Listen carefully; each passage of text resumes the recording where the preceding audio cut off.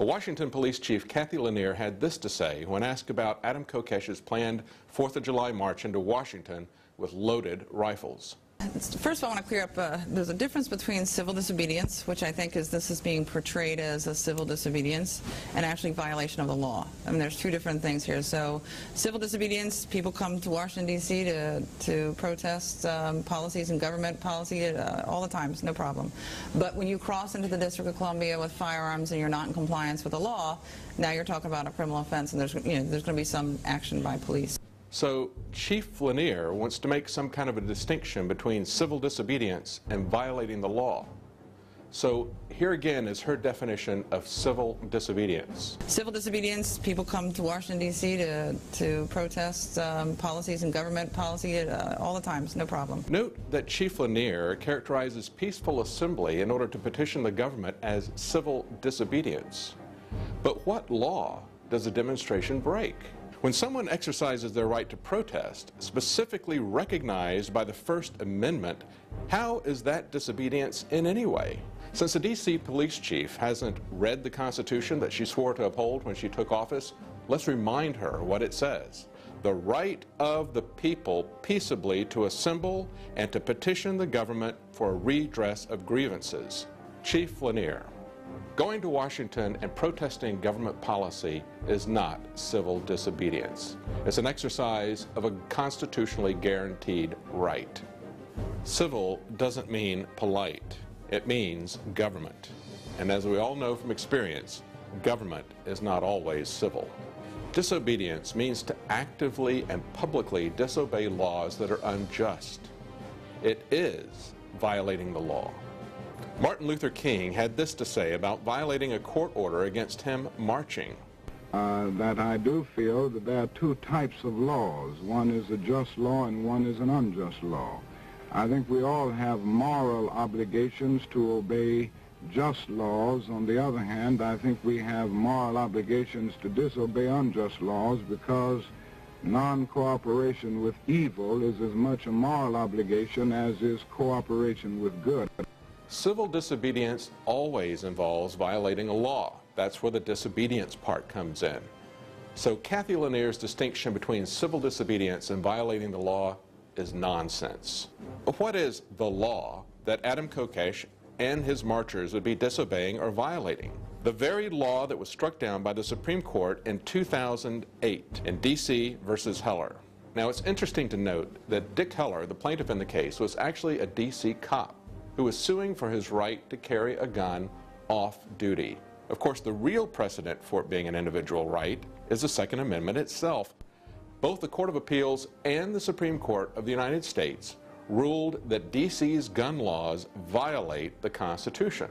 Washington, D.C.'s Firearms Control Regulation Act of 1975 specifically outlawed handguns and requires all firearms, including rifles and shotguns, to be kept, quote, unloaded and disassembled or bound by a trigger lock. That is why I imagine Adam Kokesh and the D.C. marchers are going to be marching with loaded rifles, to illustrate the fact that Police Chief Lanier and the District of Columbia have thumbed their noses at the Constitution and the Supreme Court decision of 5 years ago. So Police Chief Lanier, there is no difference between civil disobedience and violating the law. But since you maintain there's a distinction, I would ask you, is your refusal to obey a Supreme Court ruling of 5 years ago that was made specifically about your gun laws, and your refusal to obey the Constitution that you swore to uphold, is that civil disobedience, or is that violating the law?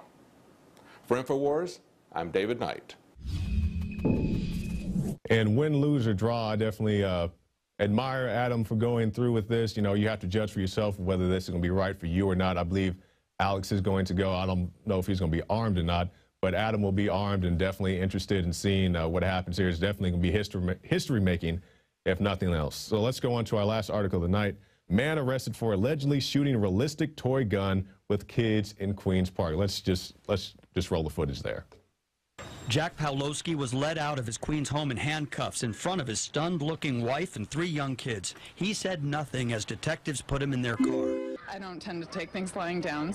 I confronted him. I don't care if that firearm is plastic. That's absolutely unacceptable. He told us he took one of these toy guns and 2 of his kids around the corner to Ditmars Park. The 54-year-old Pawlowski is charged with reckless endangerment, endangering the welfare of a minor, resisting arrest, and possession of an illegal BB gun. Completely ridiculous. If we can go to that full screen so people can see the quotes that some of these people had to say. If we can scroll through a little bit, I want to read this one. Yes, right there. I mean, he's brandishing a firearm, and I don't care if that firearm is plastic. It's unacceptable. That from a self-appointed busybody and snitch, a woman out there, hey, I don't care if you're playing with toys or BB guns. It's so out there, and I'm offended. And also, you saw the city councilman in that clip who had something to say, said you cannot run around with a realistic looking gun. And I can tell you from personal experience, anytime a city councilman and a self-appointed snitch like that get together, somebody gets screwed. Myself and David Knight witnessed that when we went to the Moms Demand Action rally. So that brings us to the end of this segment, but stay tuned because after the segment we have 2 additional interviews, one with Ian DeSantis. He almost had his guns taken by the police. They tried to seize his guns after a mental health evaluation, even though there's nothing wrong with the guy. We'll talk to him, see what he has to say. And also Cody Wilson, who I alluded to earlier, is going to be joining us talking about the printable gun revolution. But for right now, let's go to our quote of the day. This from Frank Church. In examining the CIA's past and present use of the U.S. media, the committee finds 2 reasons for concern. The first is the potential inherent in covert media operations for manipulating or incidentally misleading the American public. And that from Frank Church. So if you want to support this broadcast, you want to see it continue, go to prisonplanet.tv and get yourself a 15-day free trial. There's a lot of great stuff there. The Alex Jones Show, the nightly news, the rants, all the good stuff is waiting right there for you. Ask yourselves, what are you doing in this time of great challenge? What are you doing to unlock minds?